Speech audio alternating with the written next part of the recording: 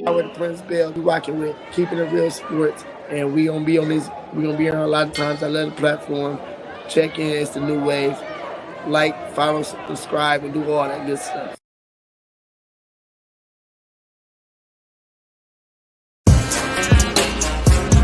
Come on. Told you I got you. Wanna talk about the game, he can talk about it. Tennis, match, golf, he can talk about it. Don't matter what it is, he can talk about it. Any sport dude, he know about it. Safe your boy bum, don't doubt it. If he tell you that it is what it is. The real sports guy in the Sandman. Talk show game in the bag, man. Rep, don't have to throw the flag, man. Steve Taylor, Andy Sands. It's over, OVA. Game over, they don't play. From the fourth quarter to the ninth inning. NASCAR wheels keep spinning. To the 18th hole, he's still in control. Guy on the go. Coach never missing the play, cause he know the deal. This keeping it real. Sports. Come on. Keeping it real. Let's go. Let's go indeed. Another edition of Keeping It Real Sports. I am your boy, the real sports guy, Steve Taylor. He is the Sandman, Andy Sanzada. And how you doing, my brother, man? I'm doing great, Steve. I'm ready for a great show. It's going to be NFL themed today. We're going to take a look at the AFC all around as a whole. We're going to take a look at some teams that we think are going to miss the playoffs, that made the playoffs last year. And, we got some other stuff planned as well. So I think it's going to be a lot of fun. And for our people just joining us and our ESPN listeners, thanks for joining us back in the studios, pushing all the studios. All of the buttons making us sound good is Josh Burnham. Good morning, sir. How are you? Good morning, Steve. We got a good day of football. Even after the Power Hour concludes at 11, we got Cleveland Browns coverage. The final preseason game of the year starts at 11 on the ticket, and 94.5 XKR as they take on Patrick Mahomes and the Super Bowl champion Chiefs. Stick around for that. There you go. We are the Cleveland Brown affiliate right here. See, it ain't just you, Andy. It's not just you. Oh, man. Hey, well, man, guys, we got to get to work, man. And when we get to work, man, we do this thing we call hot off the press. Let's do it.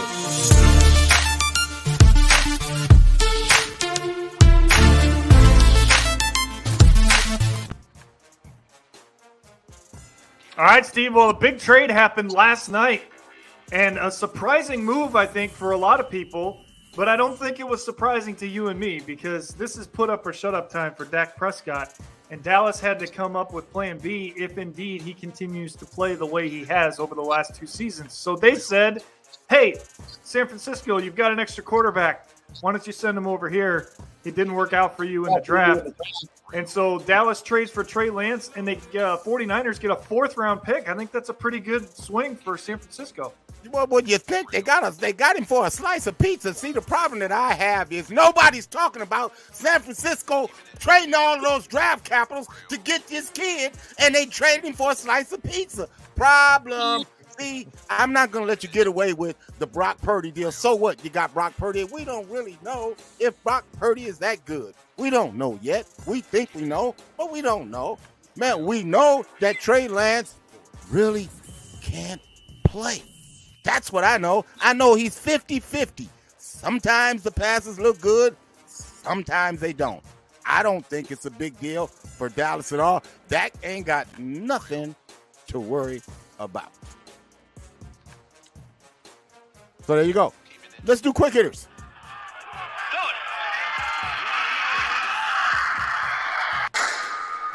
Quick hitters. All right, Steve. Austin Matthews signs a 4-year extension in Toronto. There was a lot of speculation that he may want out of Toronto because of the lack of success they've had in the playoffs. That's not the case at all. He now is the largest paid player in the NHL in terms of average per year, $13.25 million a year. I think I'd be staying in Toronto for that kind of money as well. we kind of touched on this earlier in the week, man. Hall of Fame wrestler Terry Funk, man, passes away, man. You know, the WWE, WWF, NWA, whatever you want to call it, AWA, I believe he was affiliated in all of those. Man, they lost a great one. Yeah, and unfortunately, Steve, they didn't lose just one.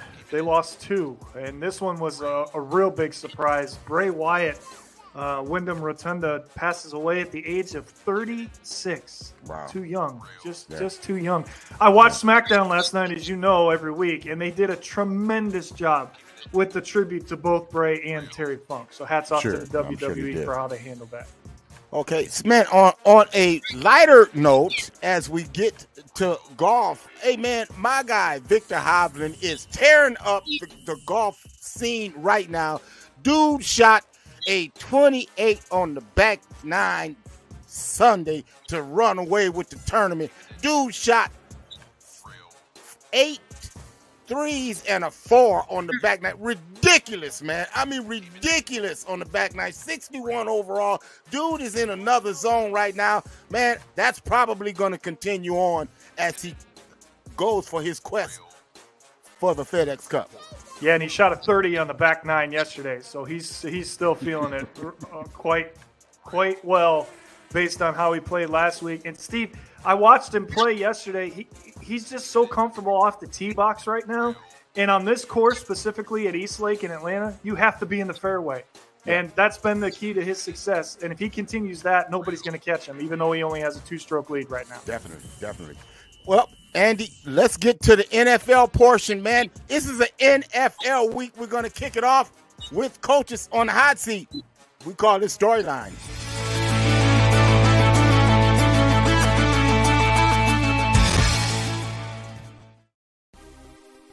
We talked about it before, so we're going to take a look at the coaches on the hot seat. And Steve, okay. I don't think anybody's seat has to be hotter right now than Robert Saleh of the New York Jets. You ain't lying there, buddy. I tell you what, man, there's a lot going on. See, I think it's a major problem. The fact that he wants to start Aaron Rodgers in this preseason finale. Man, why do I have such a problem with that? Because if you wanted to see what it really looked like, this is the 4th preseason game that you played. I would have thought you would have done that in the last game, but you don't. I've been watching Hard Knocks. I saw you blow up on the front line, the offensive line, when they couldn't block the Carolina Panthers in joint practices. I heard the comments from Randall Cobb that he made to the wide receiver group concerning the mistakes that are being made on the wide receiver room. There are problems. And when I highlighted the top 6 games of the season, I smell 1 and 5 start. Yeah, you right. Hot seat. Yeah, well, here's another guy that has to be on the hot seat because he choked in the playoffs last year. Brandon Staley. I mean, Steve, they were calling for his job before he made the playoffs. Right. I don't know how he lasts another year unless he takes them to the AFC Championship. Problem with him is, look, when they hire a coach, they hire you on what you specialize in. Well, he specializes in defense. Andy, the defense has been atrocious. They surrendered a 27-point lead last year that the Jacksonville Jaguars spotted them. So what do I mean by that? Every team, Sean McVay came in with the Rams. The Rams had an anemic offense. Bam, right away, he fixed the offense. You can say what you want to say about Zach Taylor, but once he showed up on the scene, bam, offense fixed. Okay? What I'm saying, defense atrocious. Dude on the hot seat. All right, I got this next one, okay? Because it's a little too close to home, but he's got to be on the list. And it's Kevin Stefanski. Steve, it's put up or shut up time for Kevin Stefanski. He made the playoffs. He won Coach of the Year in his rookie year. He hasn't done anything since. And he went out and said, get me a quarterback, okay? They went out and they got Deshaun Watson. They paid him $230 million guaranteed. Now, supposedly, the word is around here that the offense is going to run the way Deshaun wants it, not the way Stefanski wants it, okay? So that means they're going to throw the ball more. They're not going to run the ball as much. I don't know. Stefanski continues to call the plays, even though he's got offensive coordinator Alex Van Pelt. They've got to make the playoffs, Steve, or he doesn't have a job. And the other reason he's hot is there's another guy with head coaching experience now on the sidelines in Jim Schwartz. And I promise you, if they start 1-5, that Jim Schwartz becomes the head coach before the end of this season. So his seat's really hot right now. Bro, I know you in Cleveland, but I had a chance to spend some time with these fellas, man. I know you did. I don't get the sense of urgency that you're putting out, man, for Kevin Stefanski. I'm just telling you, I don't get that sense. I think it's a big boy in the room. And when I had a chance to talk to him, because I spoke with him, and I asked him specifically about identity of the Cleveland Browns, and he is very happy with where they are identity-wise, man. I like the Cleveland Browns, man. I don't think he's in such a bad situation, man. I really don't. All right. Well, it's year number 3, and you know how impatient Jimmy Haslam is. That's all I'm saying. Yep, may I chime in? Sure, absolutely. Go ahead, Josh. Yeah, I mean, looking at those 3 coaching situations, the guys in the hot seat, if one of those jobs becomes open, I think that one Jim Harbaugh will take one of those jobs. I'm betting on the Jets in 2024. Good point. Good point, Ken. All right, there's 2 other coaches we've got on this list. We got to get. What you got? How about Ron Rivera and the Commanders? Now, Steve, I watched the game the other night against Baltimore. I know it was preseason, but remember, Eric Bieniemy went to Washington. Okay, and a lot of people think Eric Bieniemy has cut the cloth to become a head coach, and I think for that reason alone, Ron Rivera is on this list. Let me tell you, preseason games don't count, Andy. I know that, but they matter. Yes. Okay, and what I'm saying is, offensively, the energy that Eric Bieniemy is bringing to that unit, this thing Ron Rivera might well be the first coach, man, out like a scout on a new route this year, because Eric Bieniemy is getting things done, especially offensively, man. You have to admit, if you watch that game, they look different. It's a different look. It's a sense of urgency. And not only did they look different, but we're seeing a lot of similarities in Kansas City. And Sam Howell is not Patrick Mahomes. I'm not saying that. I'm not saying that. Sam Howell has the skill set to run the offense the way that Mahomes did, and I think that's why Bieniemy named him the starting quarterback over. Man, I ain't gonna let you get away with that, man. I mean, he's all right. But man, we ain't gonna put him in the same breath with Mahomes. I said he's not in the same bracket. I said he's capable of running the same offense. Well, it's been a while since, I've jostled you. You got to get it, buddy. I'm gonna give it back. You know that too. Right. What else you got, brother? One more. It's got to be McCarthy, right? I mean, come on. Enough is enough in Dallas. Everybody's got them going to the Super Bowl, Steve. Well, maybe not you and me, but a lot of people have Dallas in the Super Bowl because they really believe that with what they did in the draft and what they've done in free agency, now they've got what was missing to go all the way. And Jerry Jones continues to back Mike McCarthy. But, Steve, if he doesn't deliver, I just don't see it. I don't see him staying there. That's fair. Dude asked for this seat because, the offense was doing just fine. Let it stutter.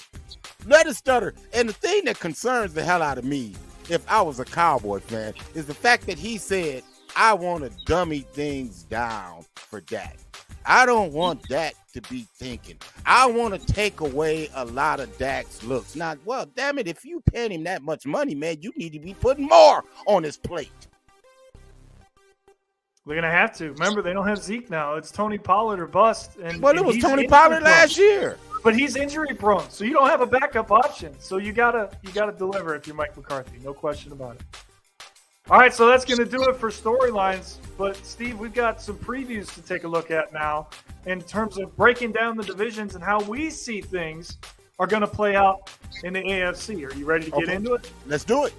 All right, let's start with the most talked about division in the preseason, maybe ever, right? Because of one move. Aaron Rodgers goes to the Jets. Now everybody wants to talk about the AFC East. Right. But you and I aren't going to fall for the falsehoods, right? Right. Okay, so this is how we see the AFC East. And for those of you on the radio that can't see the graphic right now, we've got the Buffalo Bills 1, The Miami Dolphins, 2. The New York Jets, 3. And New England, 4. Yeah, New England signed Ezekiel Elliott. That's not going to be enough to get them into the playoffs. I'm sorry, it's not. Yeah. But we see Miami as the better team over the Jets, Steve, and with good cause.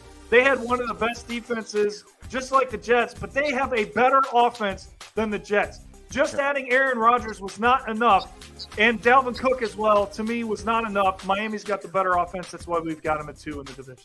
Well, my reasoning for having them number 2 is a little bit different than yours. Miami, the biggest signing in the offseason to me was Vic Fangio going to the Miami Dolphins. That's a big deal because he fixes that defense immediately.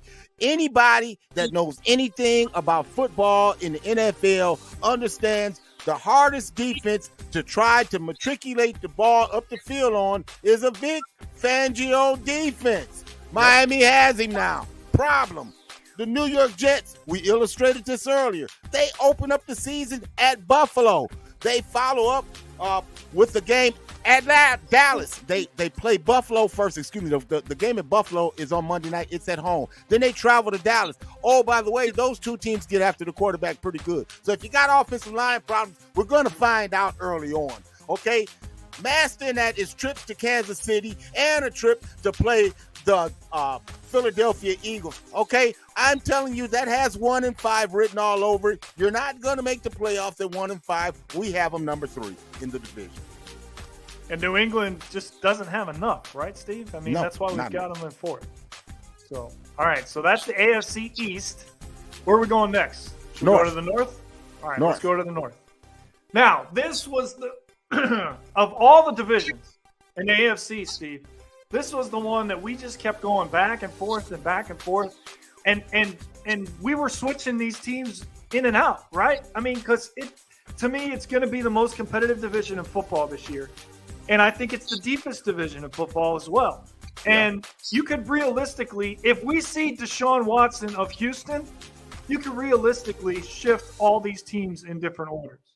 Okay. Now, I personally think that Cleveland's going to finish ahead of Pittsburgh because we will see that somewhat of that version of Deshaun. I don't think all the way back because he's been out of football for 2 years essentially, even though he played 6 games last year. It's not enough. But I just don't think Pittsburgh has enough weapons to help Kenny Pickett. So that's why I've got Cleveland finishing ahead of Pittsburgh. Okay. Look, I'm going to tell you,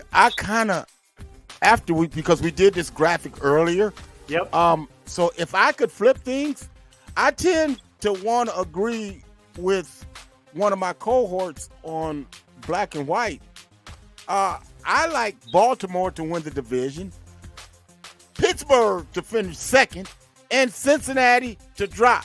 Because, see, guys, Joe Burrow starting out with that injured quad is not good news. And if it lingers throughout the season, it's going to be a problem. But I like Baltimore to win that division hands down. Let's go to the South. We definitely agree on that for sure. All right, in the South. To me, Steve, this was the easiest division to pick and the easiest one to put in order as well. You've got the defending champions in the Jacksonville Jaguars. They're loaded up with a lot of returning weapons, but now they add Calvin Ridley, which is another weapon for Sunshine. Yeah. That's a major deal. But Tennessee is a team that I think a lot of people are discrediting. Steve, to me, this is a team you better keep your eye on, and they could sneak in as a wild card. We've got them 2nd in the division. Houston, not quite ready yet with the new quarterback in C.J. Stroud. Same thing with Indianapolis going to Anthony Richardson, the rookie. To me, this was a no-brainer in terms of placing these teams in this order. Pretty much, man. Let's get to the West. All right, now this is where things get a little bit interesting. Obviously, you've got to put Kansas City at the top. Although I think Eric Bieniemy not being there makes things a little bit more interesting than people think, Steve. But then we've got Denver finishing 2nd. We've got Sean Payton going there and turning things around. We just don't see it with the Chargers. I know they made the playoffs last year, but that game, I'm telling you, the fact that they blew that 27-point lead, they're not going to forget that. I think it's going to haunt them all season long. And then Vegas Garoppolo's not the answer in Vegas. So there you go. Yeah, I tend to agree with that, man. I like Kansas City, man. Nobody's talking about the fact that Chris Jones is not there. He's said he'd sit out the first 8 games of the season. Charles Omenihu's going to miss the first 6 games because of substance abuse. And then, man, Denver is going to be better than what you think they are, man. I mean, look, I believe in Sean Payton. So, yeah, I'm down with you on that. I love the Chargers to miss the playoffs. I don't think that they're I don't see it. I don't see it. And Vegas, I mean, they're really close to being a grease fire. You know what I'm saying? They're real close to being a grease fire. So, so there you have it. AFC preview. Go. Next week, we're going to do the NFC. So we're going to take a look at the NFC next week.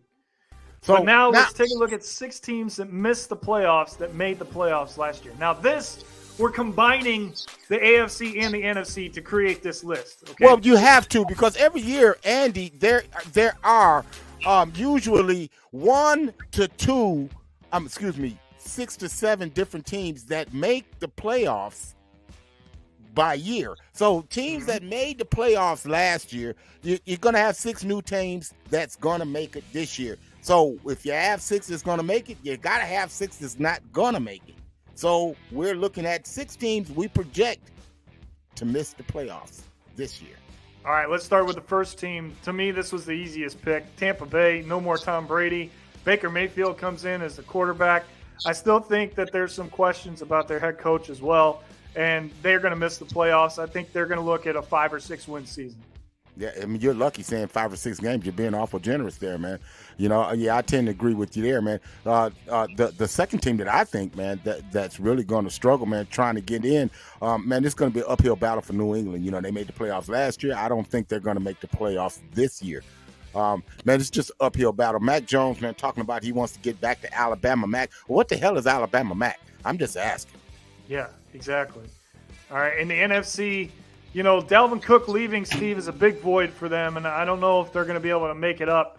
But, you know, this is also a contract year for Kirk Cousins. I think that's too much of a distraction. Minnesota misses the playoffs. Oh, okay. Well, another team, man, a lot of guys are high on, Andy. I'm not. Is the Seattle Seahawks, man. I just can't. Geno's got to show it to me again. You know, I spent time in Missouri, so yeah, I'm from Missouri, so you have to show me. I have to see it. I just think that everything kind of went well for Seattle last year. I don't know how well that'll go this year.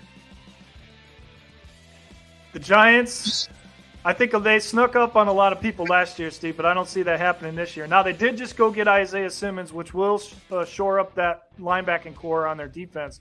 But, you know, it's too big, too competitive of a division. The NFC is deep as a whole. I just don't see it. I don't think the Giants get in this year. And the team that, man, we both have not been bullish on are the LA Chargers, man. It's just a lot for me to not believe in, man. I'm not a believer at all, man, in Sunshine or, Justin Herbert or none of them guys, man. I don't think they're going to make the playoffs. So there you go, man. The 6 teams that we think will miss the playoffs this year. Next week, we're going to look at 6 teams that we think will replace. Will make it. Yeah, man. Yeah. So, man, before we get out of here, man, what I wanted to do, man, Josh and I had fun with this week, man, projecting rookie seasons, So, Andy, let's get into projecting some of the rookies that coming into this year and how they'll fare this year, whether it'll be a boom or a bust season for them. Man, let's start out with our guy, the number 1 pick in the draft, Bryce Young from Carolina. Andy, what do you think, man? You think it's going to be a boom season, or you think it's going to be, somewhat of a slow season for him? I think Carolina is a team that a lot of people are talking about because of Bryce Young as a sleeper in the NFC South.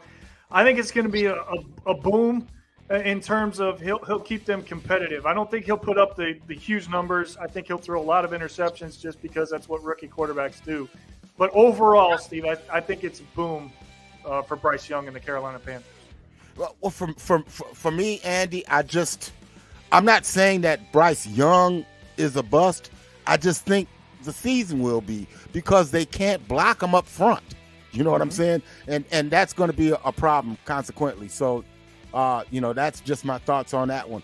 The young quarterback from Indianapolis, Anthony Richardson.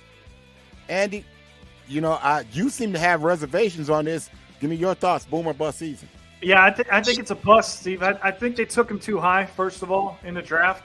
I know there was a lot of hype around him because of the type of camp that he had and everything, but I don't see it. They don't have anything for him in Indianapolis, and I think he's going to struggle with that. So it's a bust for me. Okay. C.J. Stroud, the rookie quarterback from Houston. What do you think? This one was a tough one because they don't have an offensive line, and that's going to give him problems. So I think initially I said boom because of the talent, but I think because of that struggles on the offensive line, it's going to be a rough season for CJ in the NFL. So it's a bust. Yeah, I tend to agree with you on that, man. I think it's just, I don't think CJ the quarterback is a bust. Exactly. But I just think the situation that he's in right now, man, I tend to agree with you, man. Here's a guy, man, that we both were real high on, Bijan Robinson, the rookie from Texas. Your thoughts on him, boom or bust? Oh, big boom.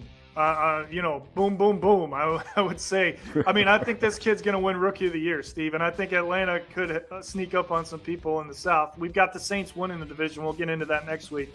But Atlanta's a team you got to watch out for, especially if they get the quarterback play from Desmond Ridder. Yeah. And Will Anderson, the linebacker from Houston, man. Houston doubles down, go 2 and 3 in the draft this year, man. Somewhat unheard of. But your thoughts on Will? Is this a boom or bust for him? I think it's a boom because of his head coach. D'Amico Ryans is a former linebacker and a good one at that, and I think he's going to be able to coach him up exceptionally well. I think Anderson's going to be in the mix for Defensive Rookie of the Year, so I've got a boom on him. Yeah, I kind of like that too, man. That sounds about right. And our last one is Jackson Smith in Jigba, the rookie wide receiver for the Seahawks. Boom or bust? It's a boom. He's a Buckeye. I'm not going to bust a Buckeye. Plus, Steve, stepping onto the field, he's already one of the best route runners in the NFL because he was coached by Brian Hartline. So everybody was talking the other night about Terry McLaurin in that preseason game, remember? Yeah. Well, he's another product of Brian Hartline, so it's a big boom for me. Well, again, the reason I want you to listen to what I'm going to say. To me, it's bust, and I don't think it's him, okay? I just don't like the fact that he's always hurt. I mean, how many games did he play last year at Ohio State? Yeah, good point. Yeah. Well, he's broken his wrist again in a similar type injury, man. So he's already had wrist surgery. So we're off and running with this kid already, man. I'm not saying that he's a bust, but I just think it's going to kind of be like that this year, man. Yeah. I know this is an NFL show, Steve, but we've got 2 college football games today. Don't forget, we've got Notre Dame and Navy at 2:30, and then tonight you've got USC and San Jose State. So real quick, before we get to one last thing, let's look at our top 10 going into the season. Well, no changes for us right now, man. But what we're going to look at is the intriguing matchup between number 6 LSU and number 8 Florida State. We'll get into that more next week. But man, I think, man, I like it. All right, and one last thing, we've got the Little League World Series this weekend. Today's the final between the United States. It's California and Texas, and the international final is Curacao against Chinese Taipei. And then tomorrow will be the championship for the Little League World Series, where the winners of those games will play each other. Steve, I'm going to be tuning in, man. This has been some great baseball. It's been really entertaining to watch these kids go at it, and they're having a lot of fun out there and some really competitive games as well. So I'm definitely going to be watching the final as well as the final round of the Tour Championship.